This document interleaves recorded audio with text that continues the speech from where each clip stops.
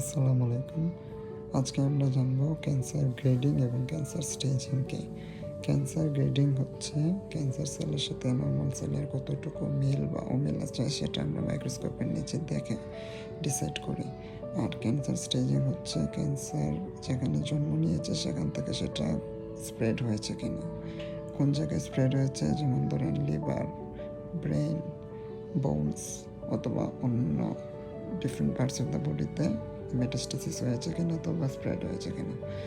Usually cancer grading 4 ধরনের: grade 1, grade 2, grade 3, grade 4। এবং এই ইনফরমেশনগুলো আমরা বায়োপসি স্পেসিমেন থেকে বায়োপসি রিপোর্টে আমরা দেখতে পাই। এবং ক্যান্সার স্টেজিং করার জন্য আমরা অনেকগুলো টুলসের সাহায্য নিই, যেমন ধরেন CT scan, PET CT scan of whole body. Usually এই দুইটা দিয়ে আমরা ক্যান্সার দূরবর্তী কোনো জায়গায় গিয়েছে কিনা সেটা আইডেন্টিফাই করতে পারি। ধন্যবাদ।